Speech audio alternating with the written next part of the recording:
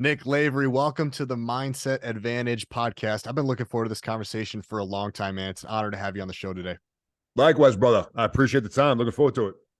We were talking off air a little bit about my knowledge in the military world is pretty limited, but I'm here humbly stepping forward, wanting to know more about it, wanting to know more about you, some of the lingo, some of the language. So I first want to just start with Nick. You're a Green Beret. Can for the people out there like me, what does that mean? What does it take to get to that point? How many of you are there? What does it mean to be a Green Beret? Yeah, it's a good question. So United States Army Special Forces is our actual nomenclature. We're just have been going by the name the Green Berets now for quite a bit of time. Most thankful to President Kennedy, who kind of made that official for us. And while we got a lot of special operations units in the United States military, what makes the Green Berets unique is we are built specifically to work with and through indigenous personnel or with and through other humans. So when you look at that, well, we are certainly capable of doing a lot of things we refer to as unilaterally, meaning just by ourselves. Well, it's extremely rare for that to happen. So what Green Berets are, what I would say above all else, is we are complex problem solvers. We are self-sufficient teachers, and we're war fighters. We get after it. When it's time to go to work, it's time to go to work. But we are asked to be able to not only survive and thrive, but also enable other human beings to do what the collective we need us to do. The process to get to it is in a lot of ways similar to other special operations units. You got a selection period where you basically get your ass kicked for X amount of time. And, our cadre out there looking for specific physical and character traits, attributes that can be built upon. So you get through that, then you go into, your next evolution of training. When I came through, which is now coming up on 17 years ago, it was a much longer process. So by the time I entered the military, it was about little over 2 years before I finally got to my first unit of all training. Nowadays, it's streamlined a bit, but you can still expect anywhere from 12 to say 18 months of basic and into advanced training. And then, you get to your team, which were built as 12-man ODAs, stands for Operational Detachment Alpha. Here we go with the military acronyms like you and I talked about. Get to your team. And then of course it's time to go to work. So it's certainly a unique fraternity. Special operations community is really, really small. But I just simply I couldn't imagine doing anything else, man. Before we get into some of the intricate details, take me back to 17 years ago, Nick. What was the moment like? What was the moment where you knew you wanted to be a Green Beret? What was that moment in your life like? Yeah, I can tell you exactly where and when I was. It's a moment that I would say all of us that were at least old enough to recognize what was going on will never forget where they were. And it was September 11th, 2001. And I just turned 19 years old. I was a sophomore in college, and I was watching planes fly into the towers in New York. And, I had kind of this idea of joining the military earlier in life when I was in high school. What really stopped that from happening was me getting recruited to play football in college. So that's the only reason why I went to college, but I did do that. And then, my sophomore year was 9/11, and that was the catalyst for me. There was no question in my mind about if I was going to get into this game that I knew we were about to stop playing. The only question was when. And, I struggled to stay in school. I really, toyed with the option of just dropping out and getting right into the service right then and there. But I ultimately did stay in. I grinded out the rest of my degree. And by the time I got out, we were surging in both Iraq and Afghanistan. So not only was the game still being played, but we were doubling and tripling down. So it was time for me to go to work.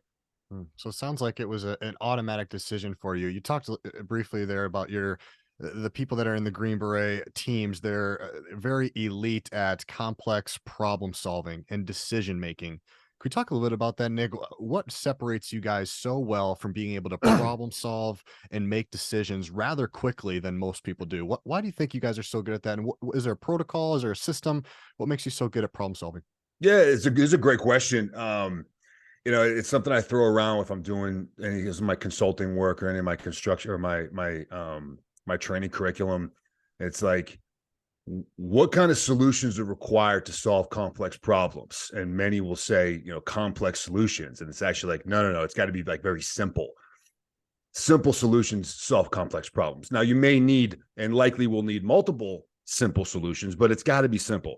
It's got to be a way not only you can understand it, but those around you, and it's particularly in a team environment. Most of us operate in some form of team environment. Everyone's got to understand it. So it's got to be simple. So simple solutions solve complex problems, particularly when you stack them together. And I would say that the Green Berets operate in that exact way. And that is what makes us the most requested unit of action within the special operations community by a mile. Our senior leaders that are in charge of these operational elements, these operational areas, request us consistently and constantly. And I would say it's because of that. And how do we go about doing it? What are our processes and protocols? Really, we focus heavily in the overwhelming majority on being masters of the basics. It's the crazy, sexy, cool guy action flips off the rooftops. It's like, yeah, maybe that stuff has to happen at some point, but we very much hone in on the basics. And what make us as advanced as we are, in my opinion, is the ability to execute the basics inside complex and difficult environments. So while the environments can get much more difficult to understand and grasp and operate within, you're still employing the basics or a degree or several basics. And that's the same philosophy, right? Simple solutions cause or solve complex problems. And that's what I would argue makes us a differentiator. And I would imagine too, Nick, that when you go back to the basics and the fundamentals, that's what speeds up the decision making. So what you guys do is not only you make incredible decisions, but you make them really fast. So being able to fall back on your fundamentals allows you to speed up your decision making. Is that what you're saying? 100%. And, once you get that baseline down, right, we were talking exposure. Once you've been exposed to it, then you can move into gaining experience within it, which is something entirely different, right? Exposure is step one. Experience would be step two. Then you begin to earn yourself towards a degree of expertise. And that comes with knowledge and repetition and exposure. And then from there, you keep working at that. You can find yourself in the elite category, which is a hybrid of all three. But yeah, it's basics done in continuous repetitions and strategically and tactically increasing the complexity in which you are employing those basics. That is not only what makes it effective, but to your point, what speeds up the decision-making process when you're going live. I'd be curious for a guy that has so much experience as you do. We're talking about experience and exposure. What's the conversation like with a new Green Beret or as somebody that's very new into the military? They don't have the experience yet. They only have a little bit of exposure. As a guy like you who's so seasoned, experienced, seen it all, what's the conversation like? How can you help them be a step further than the rest by just on your experience? What are some of those conversations like, Nick? Yeah, those are probably my amongst, if not the most favorite opportunities that I now get to have. And, it's not to get off track, and I do want to address what you just said, but, it's a wild transition because although I've been doing this now coming up on 17 years, and I am very much now one of the old, crusty, war-torn guys in the team room or in the company, I swear, it was 15 minutes ago. I had just kind of figured out what this job is. It just goes by so fast. And now all of a sudden you're kind of the old gray beard amongst these young studs. And it's not only is it shocking in a lot of ways, but it's also an incredible honor and it's very humbling. And you realize the power and the importance that comes with that level of experience and passing on that knowledge to the next, group of young savages. So, there's a lot that goes into it. I'd say the new guys on the teams, the general guidance is, hey, there's no wrong question.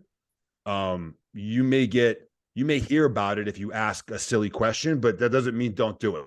Like send it. You may hear about it. Some guys may give you some shit, but take that on the chin and get it out there. Do not sit in the corner and be confused. So ask questions, soak as much as you possibly can in, and don't be afraid of failure because you're going to get it wrong. In fact, We need you getting it wrong as often as possible within the parameters of what we deem is acceptable and safe, right? Because we have to continue to make progress. We have to get ready for the next mission. The work is going to keep coming in, but we need you as the new guys to be getting it wrong as often as possible within our parameters. And those are put in there by design. And if you are afraid to take that step, with most young guys will be, because they want to prove themselves. They want to be an asset. They don't want to be a liability. They want to be at the tip of the spear. They want to be the first guy to go in the room. And you need those individuals. You also got to be cautious and cognizant that pride and that ego can oftentimes get in the way of learning and getting better, because you're so hesitant to make the mistake that you operate within this safe zone when it's unnecessary. So as the older guys that these young studs are looking up to, and man, I want to be you in 10 years, and I want to live the things that you did, and all these things. It's like, awesome. Maintain that degree of motivation and go get itness. Keep the hair on fire, but be willing to extend yourself and get it wrong. And again, you're going to hear about it, and that's okay, because we need you messing it up in order to learn from the mistake, because that's where the wisdom's located, and that's how you and we continuously get better. I love that. I always say failure is feedback. Nick, I'm curious for you now. So that's the advice you're giving now. Take yourself back to 17 years ago, or maybe it's sometime during a tour, sometime when you were overseas. What was one of the best piece of advice that you got? So we know the advice you're giving now. What's something that somebody told you that was life changing, whether you're overseas or here, or it was early on, or maybe it was just lately? What's a piece of advice you've heard that was life changing for you? Oh man, I go back to my first trip into Afghanistan, which was maybe just, I don't know, 6 or so months after I got to the teams. So it's fast. And I had a lot of senior guys on the team that I happened to go to. So not only was I the junior guy just as a result of just coming out of the qualification course, but I went to a team that had exclusively extremely seasoned and experienced individuals. And it was just based on the type of mission sets that we were responsible for doing. And I got that same type of advice from these guys that I looked up to, and they made it very clear. They're like, dude, we're going to be throwing well more stuff at you than you could possibly take in. We know it, and I want you to know that you need to know it. We know it. Absorb what you can. What you miss is what we're here to fill in and for you to make up for. So no going in. So in a lot of similar ways, kind of setting the conditions. And for me, to help me set my expectations of myself as the young go-getter who wants to desperately prove himself to this group of warriors that I want to be part of that culture, kind of just setting the conditions from the beginning. You are not going to get all this. It will take you multiple years before you even begin to truly grasp what your job is and what we do here as a detachment. Learn fast, ask questions, take a lot of notes.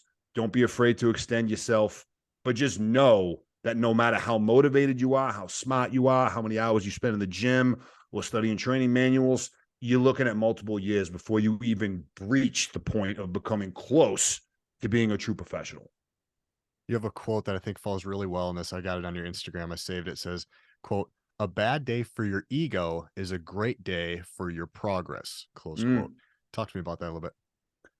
Man, ego is one of those things, DJ, that I keep learning about. And my opinion of it continues to mold and modify over time, because on one hand, I do think that egotistical decision making can very easily lead to catastrophe.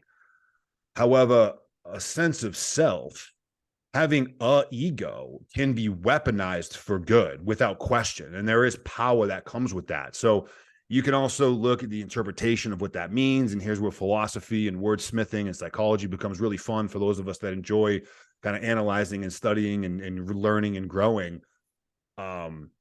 So with that, I would say I'm more talking about egotistical decision making, or just the sense of your pride and being okay with, not only okay with it, but needing for that shock to the ego of embarrassment, failure, internal doubt by messing something up or by getting it wrong. It's along the same lines of what we're talking about here. And for many, and this is just statistics, many will then begin to avoid that catalyst that gave them that feeling, right? I don't want to feel that again. I don't want to, I was embarrassed, I'm shameful, whatever it is. I don't want to feel that again because I really dislike that. So I'm going to avoid that from now on moving forward. And unfortunately, the exact opposite, in my opinion, is what's required for sustained growth and to even enter into the realm of being great at whatever it is you're trying to do. For some, for the minority, that catalyst, that pain, that's the spark to be like, all right, well, I am going to go back and do it again. But that pain is the trigger that drives the analysis to learn. That pain is where the wisdom then becomes extracted from. Because you're right, I don't want to feel that again. I do want to get it right. I do need to win. Some, the few, use the pain to drive knowledge acquisition and then ram that back into the system, process, tactic, technique, whatever, and go back again. The unfortunate majority are like, yeah, I'm going to off ramp and I'm going to find all these quote unquote reasons why this isn't in my best interest. And that's a recipe for mediocrity, man. So yeah, if it hurts, it's supposed to hurt. What you do with the pain is your choice. Well said. For those of you that are listening and watching on YouTube, what you can't see is that Nick has a prosthetic leg, and I would love Nick to go through the story. Obviously, the book Objective Secure, phenomenal read. Nick, you did such a great job with this, man. The Thank you. Battle Tested Guide to Goal Achievement.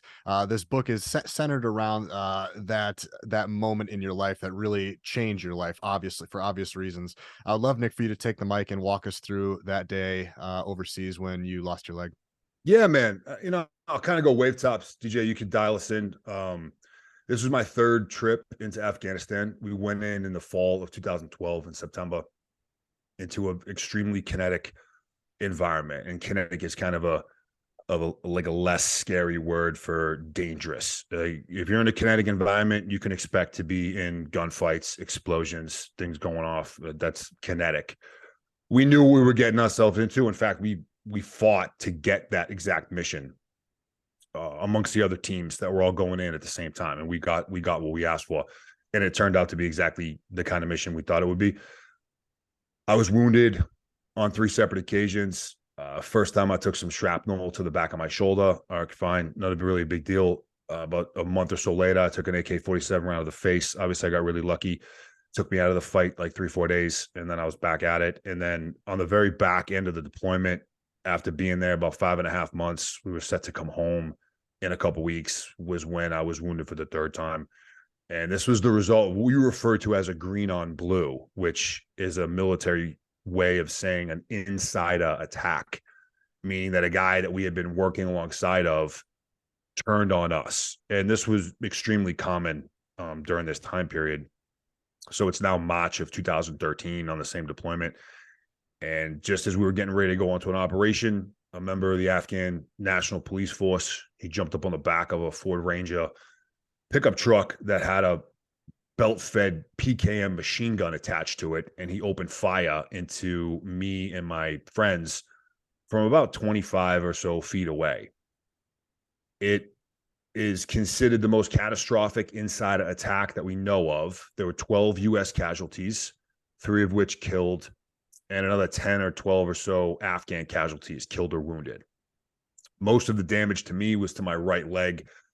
It took 4 or 5, maybe 6 rounds to my right leg alone. It just ripped it to shreds, shattered my femur into 30 or so pieces, severed my femoral artery, and I really should have died that day, all intents and purposes. And this is a case study that's actually researched and studied through med schools across the country. I've had a chance to go and talk to some of the doctors out there and spend time with some of the students, and they study this because there really isn't much of a scientific or biological explanation into how I was able to survive. So in my opinion, this is where kind of my faith comes in. And, I believe that I was saved and I'm able to remain on this planet today because there's a reason for that. And I've got things that I'm expected to do and things that I need to do. I would end up spending a year at Walter Reed Medical Center, which is in Bethesda, Maryland, as they slowly just amputated my leg piece by piece, usually 3, sometimes 4 days a week. And at this point, they were really battling the infection that had set in. So they're just incrementally cutting my leg off in small chunks over the course of about 35 or so surgeries, eventually getting the infection under control, leaving me with what I have today, which is a femur that's about 4 inches long.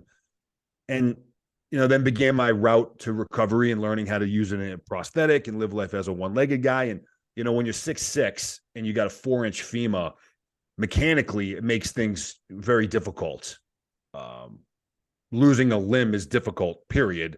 And everyone's injuries is different. For me, just the vast difference in leg size and shape made things just that much more difficult.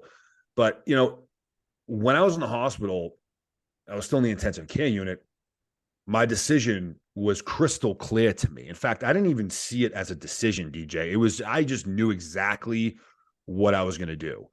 And even though I was still fighting for my life and I'm on all the drugs and in and out of anesthesia and I'm like whacked out of my mind, it was very clear to me. I could see it. I could taste it, smell it, touch it.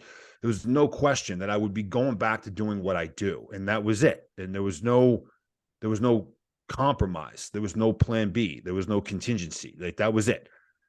And although I had not a clue as to how, which was something I eventually had to figure out, that was the game plan, so that was on my mind every day. And people say absolute terms quite frequently and they don't truly mean it, or it's just inflated. No. This is meant to be literal. Every day, that was what was on my mind. That is what got me out of bed. That is what got me to my rehab session. That is what got me to the next thing. I mean, it was all I could think about. It was all I could see. It was all I could focus on. So after a year, I returned back to my unit, which at the time was out of Fort Bragg. I was offered a full medical military retirement, which I obviously said no to. And then I found myself in an administrative battle with the United States Army, who really did their best to have me forced out. Had to dig my heels in and just refuse that end state. Ultimately, I won that fight. And then it was about getting back onto the team. I was working as an instructor during that time period. I made it clear to my leadership that I felt like I was ready to give it a shot to get back to a team. There had never been an above the knee amputee that had successfully done that. So as with anything that's never been done before, there's a lot of questions and a lot of concern and a lot of doubt and a lot of hesitation. All that is totally understandable. But God bless my chain of command, because they did give me the opportunity, and they just, over the course of what ended up being 12 weeks, ran me through the ringer. I mean, they just tested me and evaluated me on everything you could probably imagine, and probably some things that you would not even think of, as was the case for me. So after 12 weeks of tests, I was given the approval to return back to my detachment. I ended up going back to the same team I was on when I was wounded. And about 6 weeks or so later, I was back in Afghanistan conducting full spectrum combat operations. It's incredible.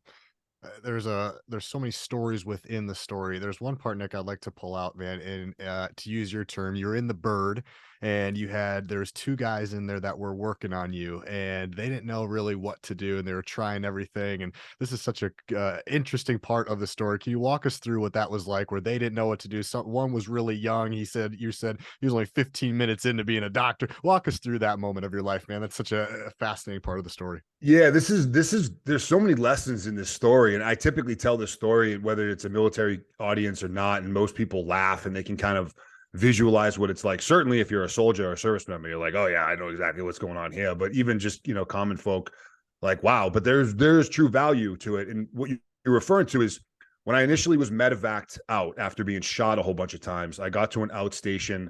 I needed a blood transfusion desperately. They gave me one. They put my femoral artery back together. And then as soon as they were done with that procedure, all my vitals began to crash. And they weren't sure what the problem was, but they were overwhelmed of us in total at a very small contingent that was there to work on us.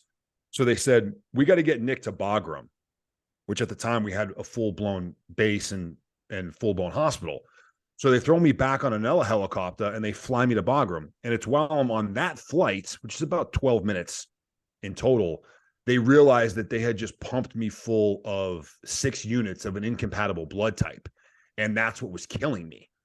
So they realized that. And then they call Bagram and they said, this is what just happened.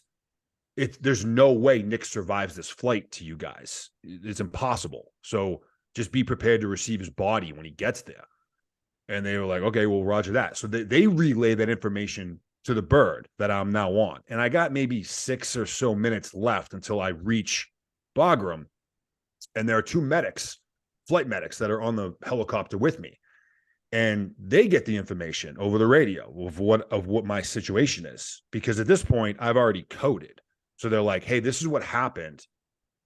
There's nothing you can do to save him. They don't have the ability on the helicopter to flush me and put me on dialysis, like all the tools that you would need to even potentially save me. They don't have those resources. So they get told this information. So, what do you think these 2 guys do? And to your point, what we're dealing with here is an E5 sergeant, which is like still a relatively junior position in the Army. So that person, ballpark figure, you can say, has been in the Army for anywhere from, I don't know, 4 to 6 years, somewhere in that ballpark. And then there was a private first class working alongside him who, as I joke, says was in the Army for about 15 minutes. So very, very junior individual, right? I possibly fresh out of basic training, first deployment ever, like really new guy. So these are the 2 dudes that are working on me. And here's where I joke. I'm like, well, what do you think these 2 guys did when they received that information about me? And they just like, I said, all right, well, the hell with it. They just sat back and just rode out the rest of the flight. No, it's not what they did. These 2 guys decide to just dump out their med bag. And I've had a chance to talk to both of these guys, years and later. The power of the internet and social media, it's wild. They dump out their med bag and they just start trying stuff on me. And I remember having this conversation with this kid the first time I talked to him. And I was like, did you have any idea if any of these widgets you were using on me would even work, like, at all? He's like, not really, dude. We just started like trying stuff. So they almost turned me into this like Frankenstein science experiment as we're whipping over the desert in Afghanistan in a Black Hawk helicopter. And a couple of the interventions that these dudes decide to apply is they end up blasting me with somewhere around 7 times the allotted amount of adrenaline that the United States Army allows medics to give their patients. So they're just dosing adrenaline into my bloodstream, and they got the panels going, and they end up hitting me with like 4 or 5 times the highest voltage that they're allowed to administer to a patient. So you can imagine these 2 maniacs, right? That they're just like, well, whatever, like more, like amp it up, charge 350, charge 450. And I'm getting the verbiage wrong, but you see where I'm going, clear, clear, clear, more adrenaline. They're just like, the hell with it, and you could look at that and say, well, these guys are wildly insubordinate and fail to follow protocol. And that's absolutely true. They did do that. You can also look at it and say, well, these guys are sick, sadistic, psychopathic maniacs that just wanted to, try a bunch of weird science experiments on somebody. Probably not the case. Actually, I know that's not the case because I've talked to both of these individuals. Or you could open up door number 3 and say, these guys were literally willing to do whatever it took. And they just flat out refused to just sit there and do nothing. And they were willing to take a risk, and they were willing to extend themselves into the realm of the unknown.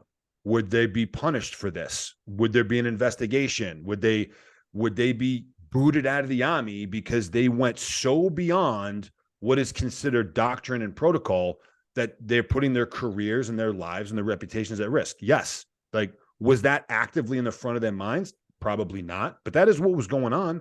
And that exists somewhere within the decision-making process, whether it's at the front or the back, conscious or sub.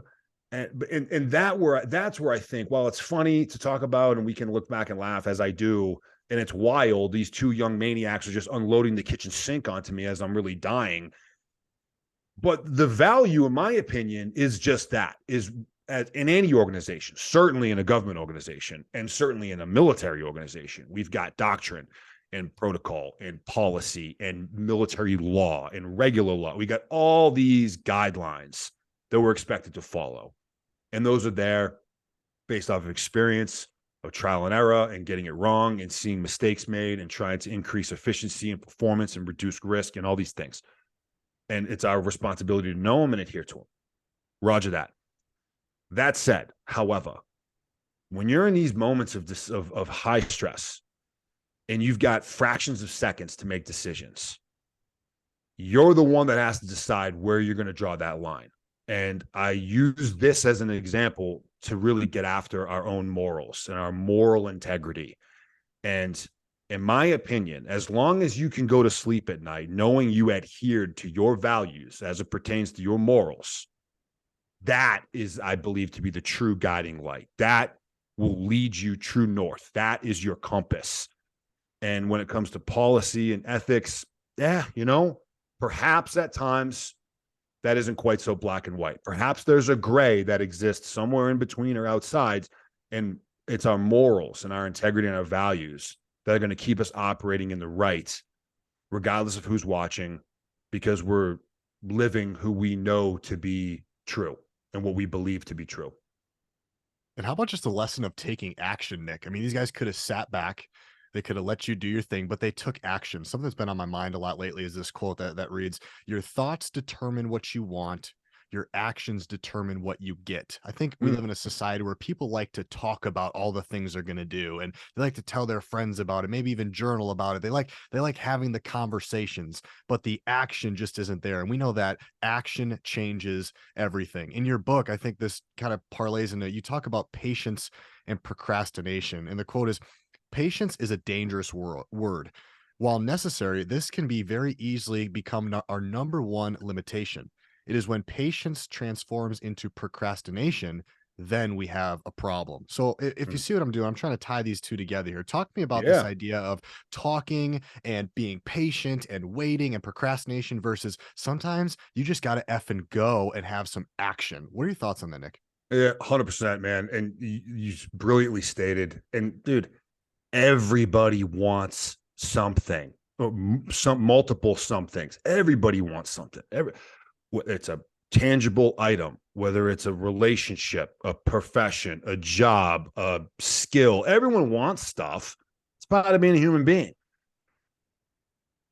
While wanting something, I think, is towards the beginning of a process. If it ends there, then it doesn't matter. In order to even begin to move towards making something a three-dimensional reality, it's in the actions. It's in the act. You have to start executing and doing stuff.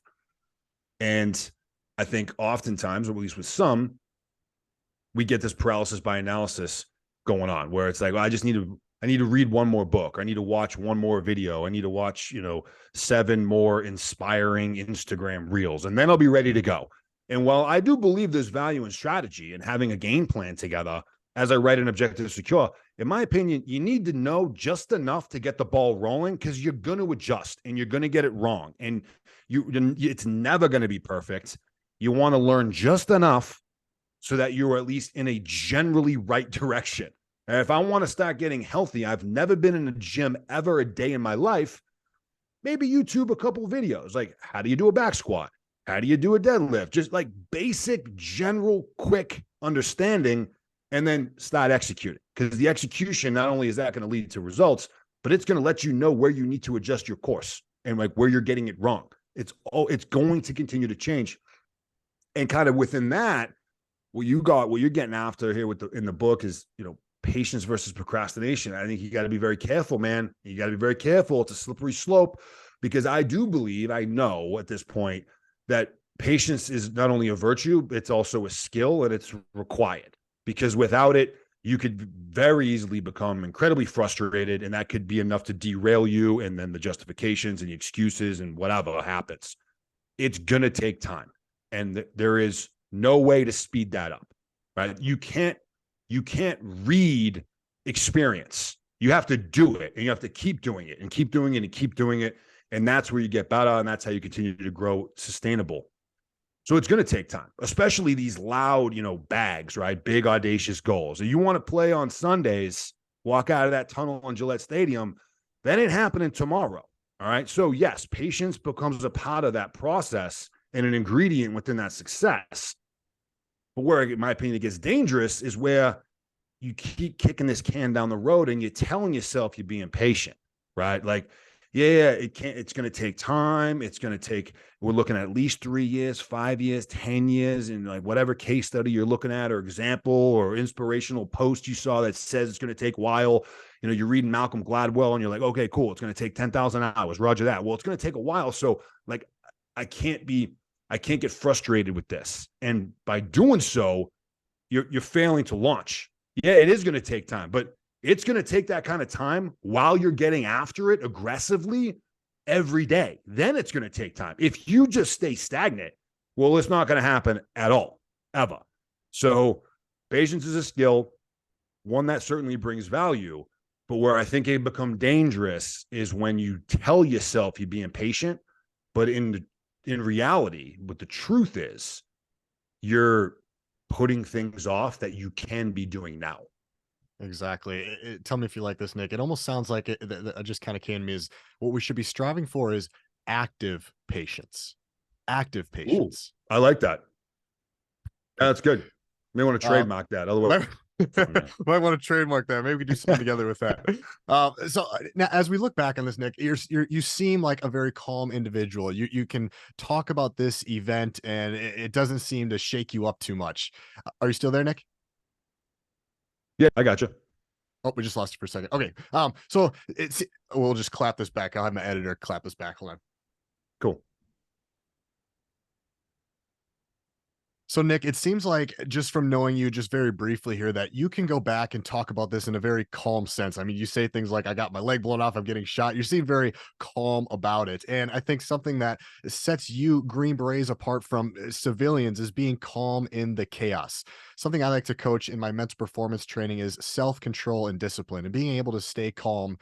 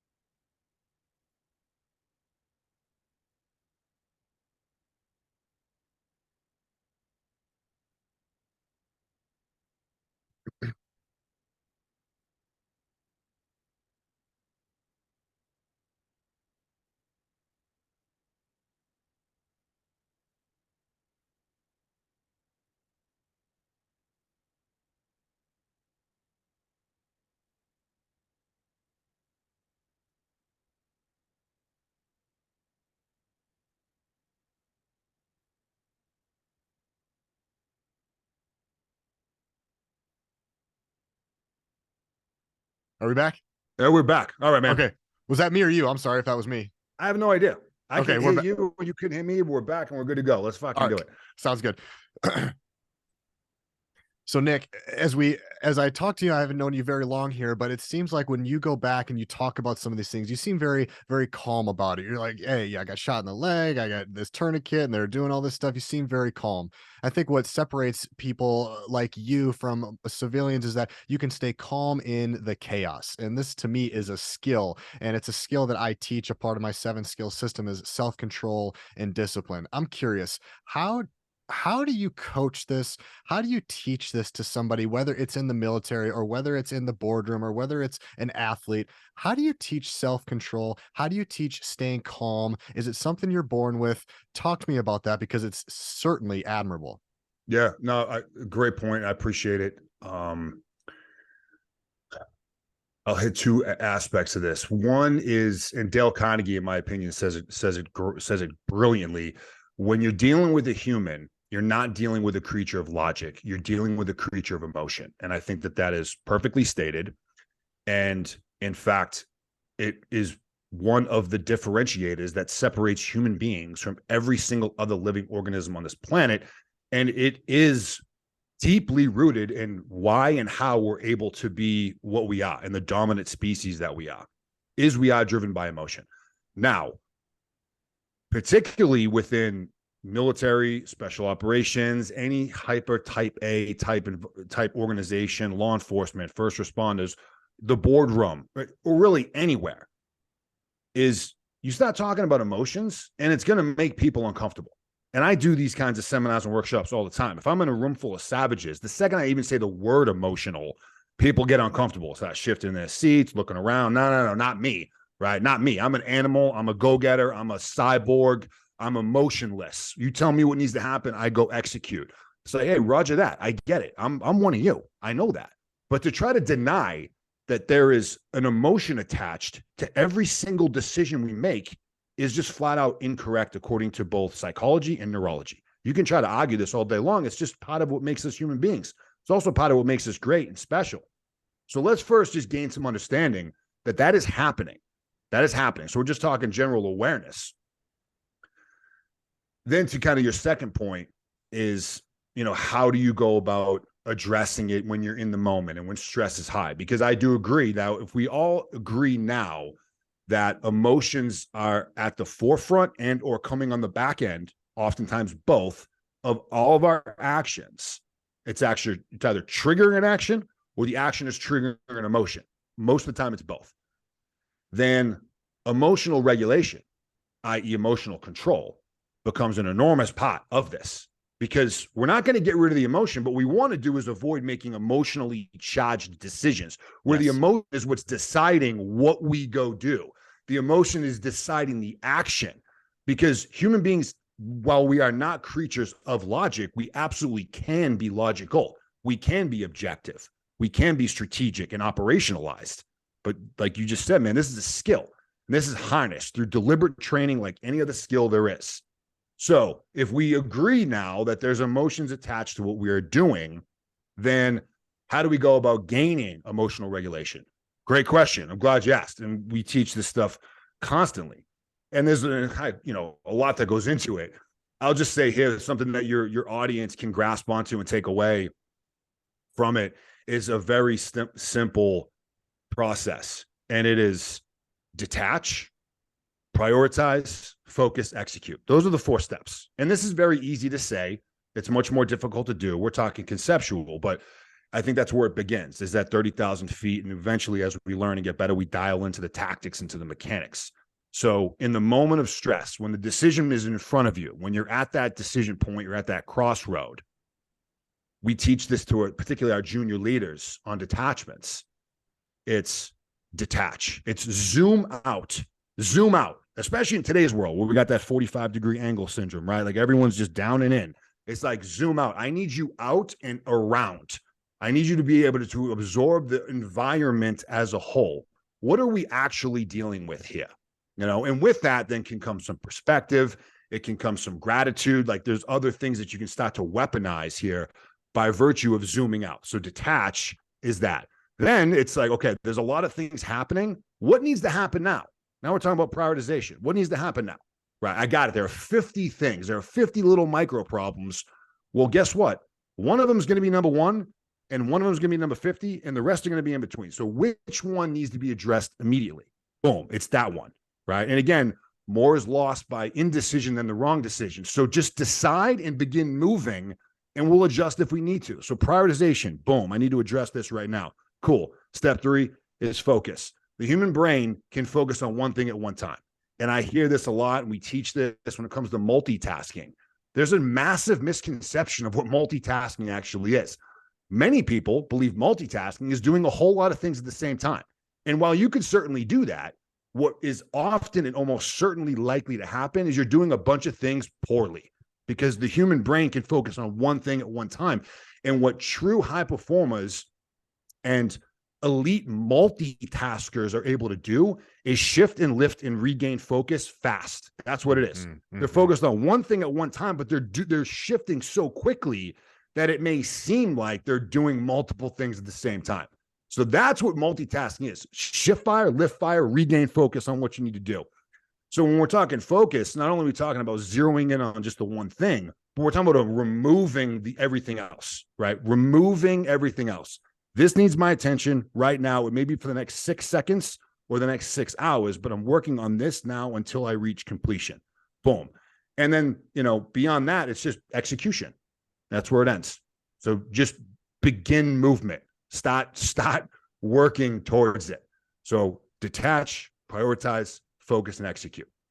And Go ahead. I just, in closing, there's more to that, man, but you said it best up front, DJ, is that this is a skill. All right, this is a skill, and we have been given the gift as human beings to harness this skill as much as we want. Every single day brings opportunity to flex this muscle, to employ this skill. Whether that day consists of you simply going to the grocery store and that's it, you can employ what we are just talking about right now in that environment. You don't need to be in the battlefield with bombs going off and machine gun bullets whipping over your head. It doesn't matter. This is a process. And the more deliberate you are about employing that skill, eventually the more automated it becomes. And that is ultimately the goal, is to make this habitual and automated so it requires less purposeful effort and focus, where it just starts happening. And that's when you start. And those that do this the best, we know most of them by name, right? Edison, Jordan, right? It's like the greats are the ones that have gotten this skill to be so automated that they make it look so easy. And that's part of the process of what makes them as good as they are. That's awesome, man. Something that you've said a few times through this conversation is Roger that. And you have a Instagram post that says this: adopt the Roger that mentality. Broken leg, Roger that. Failed a test, Roger that. Girlfriend dumped you, Roger that. Whatever the circumstances, own it, learn, adapt, and move out. For civilians and people who aren't as familiar with Roger that, what does that mean? Talk us through that a little bit. Yeah, Roger that. I'm using it now as a, obviously to the general public. You know, it's a way in the military in which we typically respond to a transmission, right? So just imagine it's over the radio, or it could be face to face.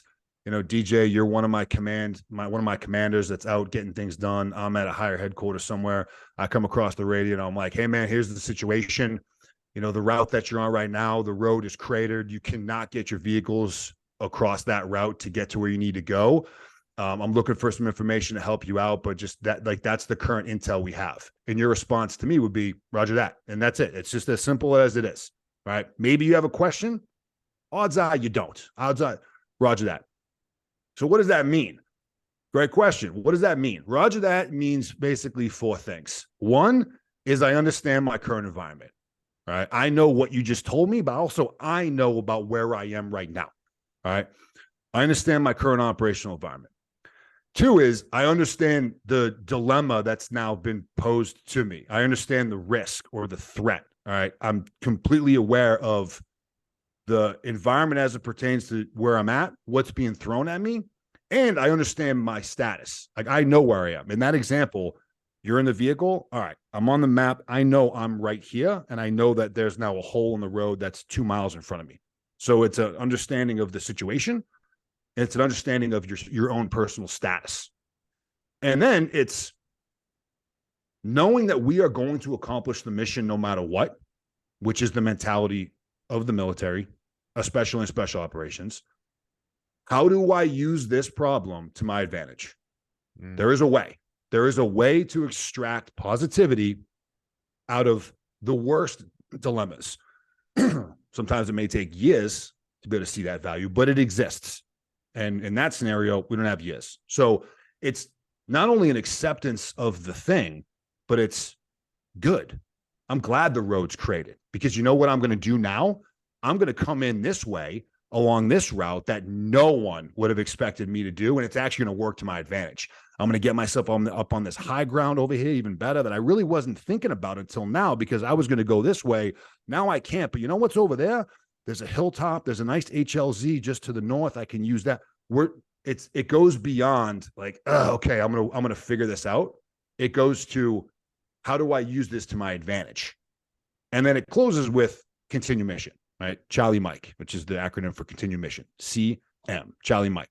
Because again, we are going to complete our task. We are going to be successful. We are going to reach mission success and our desired end state. So Roger that is understanding of the situation, status check of myself. How do I take advantage of what's happening, and continue mission? You talk about that's phenomenal. You talk about the emotion part of it, right? We just got done talking about that. When you say Roger that, it seems like it takes away the emotion of, but really, or are you sure? Or oh, this sucks. I can't believe it. It takes that away because you have an automatic, this is my response. It's a rehearsed response that takes away any of that shit. It's like we're moving forward. When I say Roger that, it seems like again, I'm new to this, but it seems like I'm looking forward, I'm not looking backwards. What can I do? What's next? Yeah, and that's it. And in the military, and then oftentimes the way we're using this language, it doesn't matter what your emotional state is to it. Now, again, we're emotional creatures and all that stuff is happening, but we have a job to do. And oftentimes we're talking life and death consequences. So it's irrelevant. Know what those are: emotional regulation, emotional control, all these things, absolutely critical, particularly in those situations. But it doesn't make a difference what it is. It is your responsibility to address that and manage those accordingly and still execute. So, yeah, you're right. It's an automated, operationalized mindset and process of I'm going to continue to take in information about my environment it looks like. And this could be in the boardroom, on the battlefield, on the playing court, in the education center. It doesn't matter. What's my situation? How am I going to leverage every single possible opportunity to my advantage? Because I am going to win. It's just only a matter of how I go about doing it. Own it, learn, adapt, and move out. Nick, I have one more question for you, and it's one that we could probably do an entire podcast on, but I'm just eager to learn from you. I'm going to be a father for the first time in February to a little girl. Boom. Yeah, we're so excited, man. Congratulations, brother.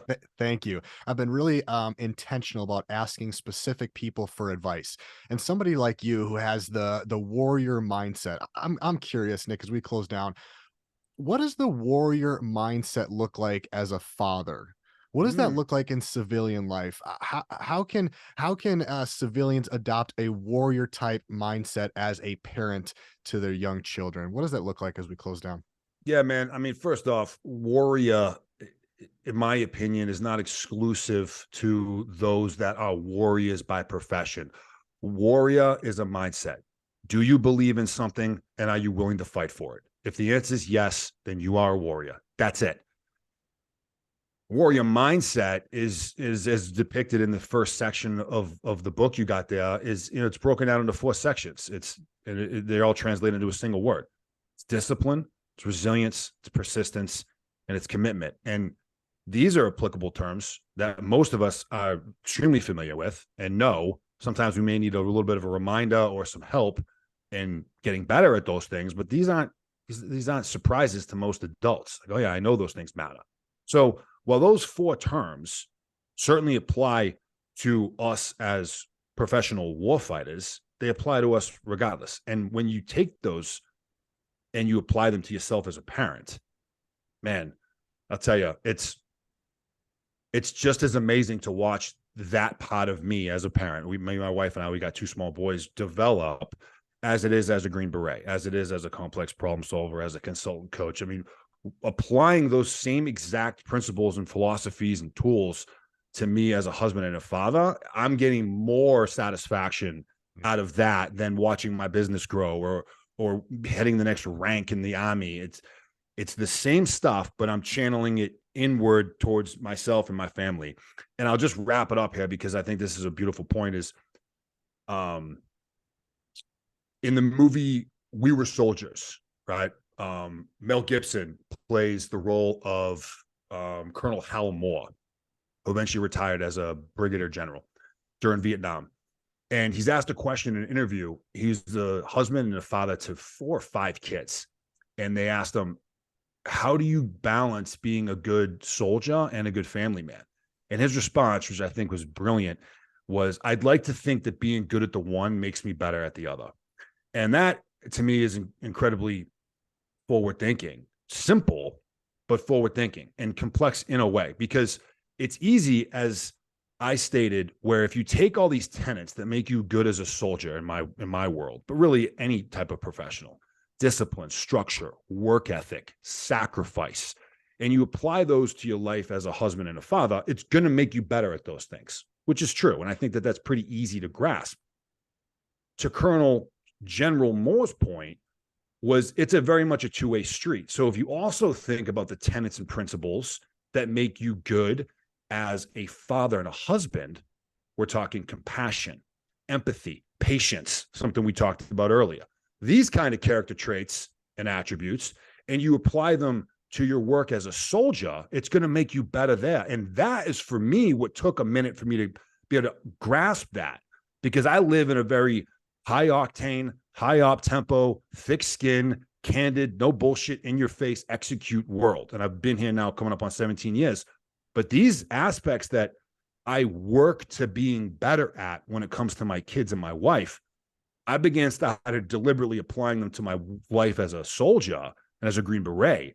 And I started to see effects, compassion, empathy, patience being kind of the top three. Love, right? Again, these like squishy, warm, emotional things that make us savage warriors uncomfortable, but it's part of being a human. And these are tools at your disposal. And of course, there's a time and a place to wield them like any tool, but to limit yourself because of a perceived notion of what a culture should be, I think is just that. I think it's limiting. So it very much is a two-way street. Warrior has nothing more to do than a belief in something and they're willing to fight for it. And I'll close by saying, well, many of your listeners, probably most, and certainly you yourself, we've got these ambitions and the clock is ticking, right? And I got all these things I want to do in this life, and it's a gift, and I want to get after it. And I got all these things. It's amazing. It's important. It's awesome. You bring in kids into the equation, and man, you'll see. And you've probably heard this. The moment you're holding that little thing, I think you said, girl, or her, in your hands, your entire world's going to flip upside down, bro. Everything you thought was the most important thing in the world in that exact moment. Actually, the picture of that moment for me is in Objective Secure. I'm staring at my oldest son's face, like, holy shit. Not only is it the fear of like, wow, I got to make sure that nothing happens to this little thing, but all the things I thought were the most important things in the world in that moment, all of a sudden I could not care any less about. It doesn't matter. You matter, right? You matter. Your mom matters. My wife. That's what matters. And of course, priorities change and you continue to do things and continue to get after it. And your professional world is important and hobbies and these things, but it can become, and it will become increasingly more challenging. So those of us that are parents and those of us that are husbands and wives and spouses, when you're trying to manage getting after it for your own need to be great and win, and you have an enormous obligation to those around you, while it may complex things a bit, make them a little more challenging, when you can start to apply what makes you good at the one towards the other, in my opinion, is what has all kind of rising collectively. And it's much easier said than done. I want to share this with you personally, DJ, as you embark on this new journey, and you're going to have a blast, is be cognizant of what makes you great as you and as a professional will, if you choose, make you great as a father. And what makes you great as a father, if you choose, will make you great within the rest of your endeavors. Give me goosebumps. Nick Lavery, ladies and gentlemen. Hey, thanks so much. How can my listeners support you best? Yeah, man. Thank you for bringing that up. So our website is teammachine.com, machine spelled MCHN, team spelled normal. And it's got links to the socials. It's got links to the shop. It's got links for the book you're holding right there for Objective Secure, which is available on Amazon. It's available audiobook. And then we also do, I should say, because I do them personally, off signed copies, which you can get through the website as well. And really my favorite part about the website, which some of my team is trying to get me to take down or get us to take down, is there's a way to reach me personally. There's a couple email options. One's like business stuff or speaking or workshops or whatever. And the other one comes directly to me. And I do actually get all that stuff myself. And I do go through in reverse chronological order. So there's a bit of a backlog, but that to me excites me. My connectivity, our connectivity with our audience and our community, I think is very important. So if you got something on your mind, struggle, a question, military life in general, feel free, hit me up. I'll be looking forward to getting after it with you. Awesome. And the merchandise is great. I got to get one of those shirts, man. Right on, man. We got new ones coming out, so stay tuned, brother. I'm excited. Okay, I'll actively stay patient. Nick, this was awesome, man. You're a savage of a human being and also just caring at the same time. Not a lot of folks like you, man. Thanks for your time today. I really appreciate it. DJ, likewise, brother. I appreciate it, man.